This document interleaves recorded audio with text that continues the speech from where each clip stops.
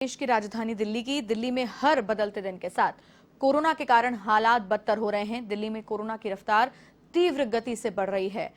यहां न केवल संक्रमित मरीजों की संख्या बढ़ रही है, बल्कि संक्रमण रेट और मौतों का रिकॉर्ड स्तर पर हो रहा है। पिछले 24 घंटों में दिल्ली में कोरोना के 17,282 नए मरीजों की पुष्टि हुई और एक बार 1 लाख से ज्यादा सैंपल की जांच में 15,092 पॉजिटिव रेट दर्ज हुआ है। साथ ही दिल्ली में कोरोना वायरस की वजह से 104 मरीजों की मृत्यु भी हुई है।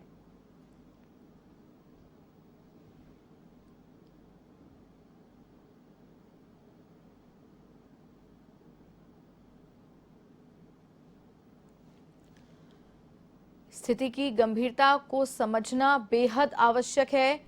बात हम कर रहे हैं देश की राजधानी दिल्ली की, जहां पर ये आंकड़े भयावह होते जा रहे हैं। कोविड संक्रमण से जो प्रभावित हुए हैं उनके आंकड़े भयावह हो रहे हैं। 24 घंटे में 17,000 से ज्यादा नए केसेस राजधानी दिल्ली में पाए गए हैं और मृत्यु दर में भी इजाफा देखा जा रहा है। और पिछले 24 घंटे में बात की जाए कोविड से मरने वाले लोगों की, तो 104 लोगों ने अपनी जान गंवाई है पिछले 24 घंटे में राजधानी दिल्ली में से। और लगातार गाइडलाइंस नई जारी की जा रही हैं ताकि और सख्ती बढ़ती जा रही है ताकि लोगों को गंभीरता समझ में आए और अनावश्यक घर से वो लोग ना निकलें। लेकिन कहीं ना कहीं जनता की लापरवाही भी सामने आ रही है और इस वजह से ये डराने वाले आंकड़े हमें देखने को मिल रहे हैं, जहां 24 घंटे में 17,000 से ज्यादा नए केसेस राजधानी दिल्ली में देखने को मिले हैं। 104 मरीजों की मृत्यु हो गई है।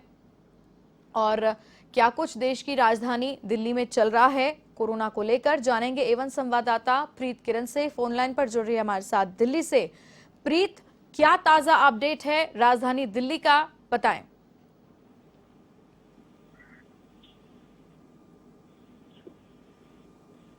बिल्कुल, जिस तरीके से देश भर में जो 24 घंटे में मौतों का आंकड़ा है 1,000 के पार पहुंच गया। वही केवल दिल्ली में तो 4 लोगों की मौत हो गई है। दिल्ली और करीब करीब एनसीआर में भी ऐसे ही हालात है, जैसे कि दिल्ली में है, गाजियाबाद की बात करें, नोएडा की बात करें, तमाम गुड़गांव जो तमाम इलाके हैं, यहाँ पर भी जो कोरोना का दूसरा स्ट्रेन है बहुत तेजी से फैल रहा है।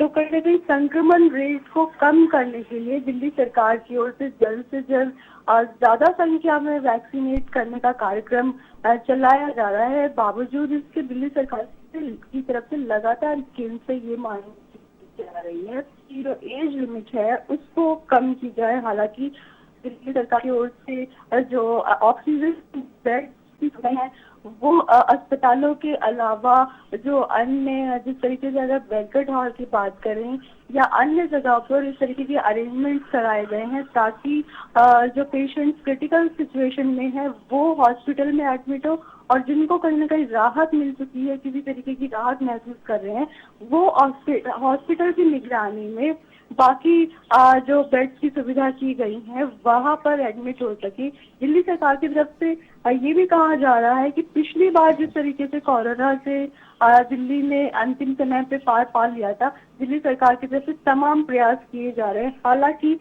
केंद्र सरकार लगातार बीच में रिव्यू मीटिंग्स लेके तमाम राज्यों से फीडबैक ले रहा है कि किस तरीके से अन्य जो सहयोग दिया जा सकता है राज्यों को वो दिया जाए। हालांकि केंद्रीय स्वास्थ्य मंत्री हर्षवर्धन की तरफ से ये जरूर कहा गया कि किसी भी तरीके की वैक्सीनेशन की दिक्कत नहीं हो सकती। इस तरीके से केंद्र सरकार की ओर से कल एक स्टेप उठाया गया कि जो छात्र हैं और वो सीबीएसई के जो एग्जाम है, जिनको एग्जाम देने थे 10वीं और 12वीं को, कहीं ना कहीं उन्हें टाला गया है। 12वीं के एग्जाम्स के लिए अभी डेट फाइनल नहीं की गई और 10वीं को रद्द कर दिया गया है। इंटरनल एग्जाम्स के रिजल्ट पे ये डिक्लेयर किया जाए। तो कहीं ना कहीं इस तरीके की कई और जो स्टेप्स है वो केंद्र सरकार राज्य सरकार मिलकर उठा रहे हैं। प्रीत, यहाँ पर एक बात और जानने वाली रहेगी कि किस तरीके से नई गाइडलाइंस जारी की गई हैं और क्या सख्ती बरती गई है राजधानी दिल्ली में इस संक्रमण की चेन को तोड़ने के लिए मुख्यमंत्री अरविंद केजरीवाल की ओर से, वो भी हमारे दर्शकों को बताएं। देखिए, जिस तरीके से मास्क को लेके जो फाइन था दिल्ली में पहले से ही लागू था कि 2,000 रुपए का मास्क अगर किसी ने नहीं पहना है तो चालान किया जाएगा। ये एक बहुत बड़ा इम्पैक्ट है। इसी तरीके से पब्लिक ट्रांसपोर्ट की बात करें, बसेस में, मेट्रो में 50% जो है आप पैसेंजर्स ट्रेवल कर सकेंगे। से पहले जब कोरोना बूम पे था उसमें भी दिल्ली सरकार की ओर से ये स्टेप्स उठाए गए थे। स्कूल, चाहे वो निजी स्कूल हो या सरकारी स्कूल हो, वो पूरी तरीके से बंद कर दिए गए हैं। इसी तरीके से जो सरकारी जो दफ्तर हैं उनको भी बंद कर दिया गया है जब तक कि ये जो नया जो स्ट्रेन है ये पूरी तरीके से कहीं ना कहीं थमता नहीं है। इस तरीके के तमाम स्टेप्स उठाए गए हैं। शादियों की बात करें तो संख्या को कम कर दिया गया है। जो अंतिम संस्कार में लोग शामिल होते हैं वो उसमें कहीं ना कहीं जो लिमिट है वो भी कम कर दी गई है। तो दिल्ली सरकार की ओर से तमाम स्टेप्स उठाए जा रहे हैं। जिस तरीके से परीक्षाओं की बात करें, केंद्र सरकार की ओर से कल एक बेहतरीन स्टेप उठाया गया जिसकी दिल्ली सरकार की ओर से मुख्यमंत्री अरविंद केजरीवाल, जो शिक्षा मंत्री है मनीष सिसोदिया, उनकी तरफ से तारीफ भी की गई। हालांकि कोऑर्डिनेशन की बहुत ज्यादा कमी नजर आ रही है केंद्र सरकार और दिल्ली सरकार के बीच में। केंद्र सरकार की ओर से कहा जा रहा है कि वैक्सीन हो, चाहे किसी भी तरीके की स्वास्थ्य सुविधाएं हो, वो मुहैया कराई जा रही है, लेकिन राज्य सरकारों को ये कहीं ना कहीं नाकाफी नजर आ रही है।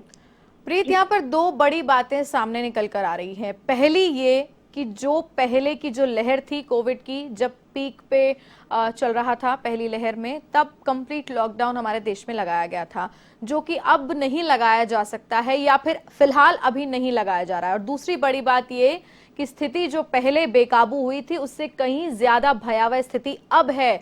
तो कितना दर्शकों को आप बताएं कि कितना उन्हें सावधान रहने की जरूरत है, क्योंकि सिर्फ और सिर्फ सरकार जो गाइडलाइन जारी कर रही है और सिर्फ सरकार जो सख्ती बरत रही है वो नाकाफी है। जनता को खुद से अपना ध्यान रखना होगा। जी बिल्कुल, जिस तरीके से आपने कहा कि खुद से अपना ध्यान रखना होगा, ये बहुत जरूरी है।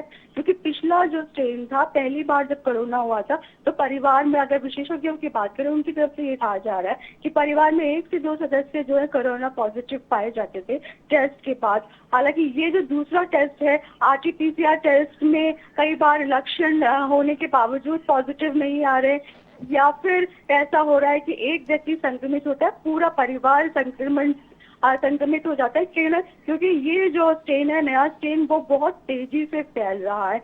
अब फिलहाल अगर बात करें लॉकडाउन की, तो कहीं ना कहीं केंद्र सरकार की तरफ से ये कहा गया है तमाम मीटिंग्स में, मुख्यमंत्रियों के साथ जो बैठक हुई थी उसमें, कि राज्य सरकारें अपने लेवल पे लॉकडाउन लगा सकती है, अपने लेवल पे नाइट कर्फ्यू लगा सकती है। लेकिन कहीं ना कहीं जो केंद्र सरकार है वो कई परिस्थितियों में अभी आर्थिक जिस तरीके से नुकसान हो रहा है, मंदी हो रही है, उसको देखते हुए केंद्र सरकार पूरे देश में लॉकडाउन नहीं लगाएगी। क्योंकि जो जिस तरीके से व्यापार में पिछले दिनों घाटा हुआ था वो केंद्र सरकार अब दोबारा एक बार नहीं देखना चाहती है। तो यही वजह है कि राज्य सरकारों को कहा है कि अपने अपने स्तर पे लॉकडाउन लगाए, नाइट कर्फ्यू लगाए, जो भी जिस भी तरीके की रोकथाम की जरूरत हो वो लगाई जाए जिला स्तर पे, और इस तरीके के जो स्टेप्स हैं वो उठाए जाए। जी प्रीत, तमाम जानकारी के लिए आपका बहुत बहुत धन्यवाद। तो ये थी एवन संवाददाता प्रीत किरण, फोन लाइन पर जुड़ी थी हमारे साथ इस खबर पर अपडेट के लिए, जिन्होंने भयावह आंकड़े जो लगातार सामने आ रहे हैं राजधानी दिल्ली से उसकी जानकारी हमें दी और ये भी बताया कि प्रेशर कहीं ना कहीं राज्य सरकार और केंद्र सरकार के ऊपर लगातार बना हुआ है, क्योंकि लॉकडाउन की स्थिति के अंदर आर्थिक संकट भी गहरा जाएगा। इसलिए राज्य सरकार को इस बात का निर्णय लेने की सहूलियत दी है, फ्री हैंड दिया है कि वो अपने स्तर पर ये निष्कर्ष निकाले कि कितनी सख्ती अपने अपने राज्यों में बरती जाए। अगली खबर का रुख करेंगे। देश भर में कोरोना के बढ़ते मामलों के साथ ही महाराष्ट्र में भी कोरोना से हालात बेकाबू हो रहे हैं। महाराष्ट्र में पिछले 24 घंटे में कोरोना के 58,952 नए मामले सामने आए हैं और इतना ही नहीं, सूबे में पिछले 24 घंटों में कोरोना के चलते 278 लोगों की जान गई है। राज्य में सक्रिय मामले